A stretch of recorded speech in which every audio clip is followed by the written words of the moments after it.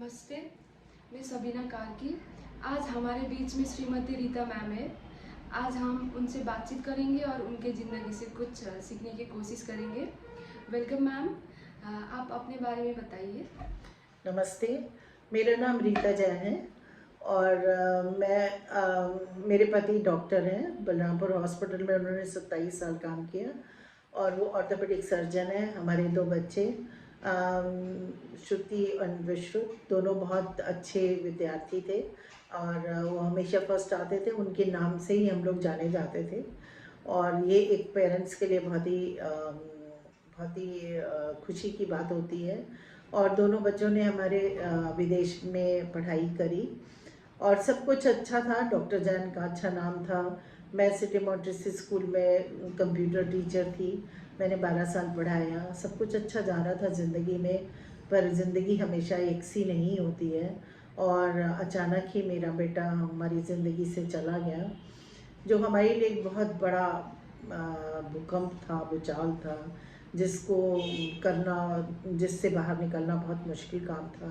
पर हम लोगों ने अपने को संभाला और हमने विश्व मेमोरियल चैरिटेबल ट्रस्ट की स्थापना की। मैम, आपके ये दिमाग में ख्याल कैसे आया? मेरे दिमाग में ख्याल इसलिए आया कि मेरा बेटा बहुत बड़ा फिलैंथ्रोपिस्ट था और हमेशा दूसरों की सेवा करता था। उसने 600 मेड्स जो सिंगापुर में थी उनको बुला के उसने उनसे बातचीत की तो पता चला कि उनके पास एक भी बैंक अकाउंट नहीं था। वो सारे पैसे अपने पेरेंट्स को भेज देती थी और उनके लिए अपने लिए कुछ पैसा बचता ही नहीं था। तो विश्व ने उनको सजेस्ट किया कि तुम अपने पेरेंट्स को भी भेजो और अपने लिए भी कुछ पैसा रखो, ताकि कभी कोई इमरजेंसी पड़े तो तुम लोग को अपने पैसे को यूज़ करना पड़े। तो उसने उनको $100 दे के सबका एक अकाउंट खुलवाया और उनमें से इसका फ़ायदा ये हुआ कि कुछ मेड्स ने मतलब इतना अच्छा उन्होंने पैसे जमा किए और कंप्यूटर कोर्स किया, किसी ने ब्यूटी का कोर्स किया और वो मेड वाली ज़िंदगी से निकलकर एक अच्छी ज़िंदगी जी रही थी। ऐसे ही उसको जो नेपाल में वो हमेशा ट्रैकिंग के लिए जाता था, उसको ट्रैकिंग का बहुत ज़्यादा शौक़ था। तो एक बार वो ट्रैकिंग पे गया तो उसने देखा एक 12 साल की लड़की है, वो ठंड में जो है वो काम कर रही थी, बर्तन साफ़ कर रही थी, बहुत ठंड थी और वो काँप भी रही थी, पर उसको देख के बहुत दुख लगा। तो उसने उस आदमी से कहा जिसके यहाँ वो काम कर रही थी कि तुम इतनी छोटी सी बच्ची से क्यों काम करा रहे हो? तो उसने बोला कि मैंने इसके लिए 10,000 रुपये पे करे हैं, तो ये मैं इससे काम तो कराऊंगा। तो उसने कहा कि लो 10,000 मुझसे ले लो और इसको छोड़ दो। उसने कहा नहीं, ऐसा नहीं होता है। तो वो उससे लड़ने लगा। तो उसने कहा कि अब मैं इनसे तो पार नहीं पा सकता हूँ। तो उसने वहाँ पे अर्जुन एक है, अर्जुन के साथ में मिलकर कन्या संस्था का उसने बनाई और उसने वहाँ पे 17 बच्चों को नेपाल में रखा और उनके लिए हॉस्टल बनाया, उनको अच्छे स्कूल में पढ़ाया, उनको ताइक्वांडो सिखाया, उनको म्यूज़िक सिखाया और इस तरीके से उसने 17 बच्चों की ज़िंदगी में एकदम बदलाव लाया। ये हम लोग के लिए बहुत गर्व की बात थी। तो मेरा बेटा जब इतना अच्छा काम कर रहा था तो हमने अब सोचा कि अगर हम बहुत रोएंगे, दुखी होंगे तो वो बहुत दुखी होगा, हमको उसके सिर्फ उसके कार्य को आगे बढ़ाना चाहिए। तो हमने ये चैरिटेबल ट्रस्ट की स्थापना की। मैम, ये आप ये काम कितने साल से कर रहे हैं? ये हमको 4 साल हो गए, 4 साल हुए मेरे बेटे को गए हुए, तो 4 साल से कर रहे हैं। अभी तक कितने बच्चों का फ़ायदा पहुंचा है मैम इस काम से?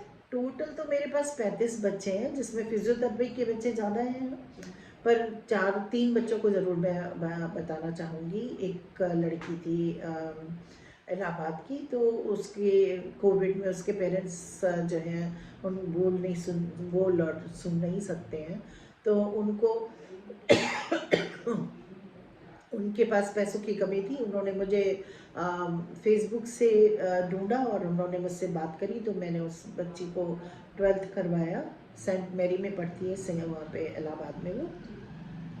और एक लड़का था सचिन नाम का, वो बस्ती में रहता है और बस्ती में उसके 97% मार्क्स आए, तो बहुत ही उसके पेरेंट्स बहुत ही घड़ी साज का काम करते हैं, तो उनके पास ज़्यादा पैसे नहीं थे, तो वो उसको ITI कराना चाह रहे थे।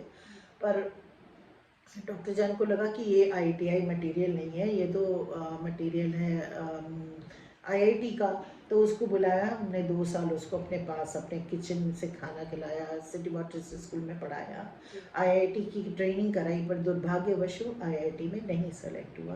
पर इस समय वो दिल्ली यूनिवर्सिटी से BSc ऑनर्स कर रहा है फिजिक्स में। अच्छा मैम, ये यूपी स्टेट मेडिकल से निर्धारित आपका कोर्स का फीस कितना है मैम? फीस तो 60,000 के लगभग है पर ईयर की। अच्छा, आप अपने स्टूडेंट को कितना फीस चार्ज करते हैं मैम? हम अपने स्टूडेंट को 0 से लेके 100% के बीच में करते हैं, क्योंकि ये डिपेंड करता है कितने % मार्क्स आए हैं, कैसी पृष्ठभूमि है, कितने गरीब बच्चे हैं। गरीबों से हम 0% कुछ भी नहीं लेते हैं, और पर जो वैसे हम टोकन मनी लेते हैं बस। आप और नया कुछ करने का इरादा है मैम? हाँ, हम सोच रहे हैं कि 1-2 नए कोर्स कर लें, ताकि और बच्चों को ज़िंदगी को संवर सके, या कुछ इनकी ज़िंदगी बच सकती है। तो भी हम ट्राई करेंगे, देखिए क्या होता है आगे। आप दूसरों को क्या एडवाइस देना चाहते हैं मैम? दूसरों को एडवाइस बस इतना ही से देना चाहती हूँ कि ज़िंदगी में सुख दुख तो आने जानी चीज़ है, और अगर दुख आए तो हमको अपना इतना मतलब अपना आपा नहीं खोना चाहिए। जैसे कि मेरा बेटा गया तो हमारी तो ज़िंदगी एक तरीके से ख़त्म थी, मेरे घर का चिराग था, इकलौता बेटा था, और कष्ट तो इतना है कि उसका कोई वो नहीं है, पर उसका कोई आर पार नहीं है। पर अगर हम उसको सिर्फ लेके बैठे रहते हैं तो सिर्फ हम कमरे में बैठ के रोते रहते हैं। तो मैंने ये सोचा कि हमारी ज़िंदगी तो ख़त्म हो ही चुकी है, पर अगर हम और की ज़िंदगी में औरों को अगर थोड़ा सा भी मोटिवेट कर सकते हैं, थोड़ा की ज़िंदगी को टच कर सकते हैं, उनकी ज़िंदगी में कुछ भी हमारी वजह से कुछ फ़ायदा हो सकता है, तो हम उसको पीछे नहीं हटेंगे उसको करने में। तभी हम लोग ने ये अपना चैरिटी चलाई है, और अभी तक हमारे पास 35 बच्चे ऑलरेडी हो चुके हैं, और मुझे आशा है कि भगवान अगर हमसे चाहेगा तो और लोगों का काम करवाएगा। मैम, आपसे बात करके मुझे बहुत अच्छा लगा, और ये आपका वीडियो देखकर बहुत सारे लोग को इंस्पायर करने वाला है, एंड बहुत सारे लोग की ज़िंदगी में भी बदलाव आएगा। Thank you so much. Thank you.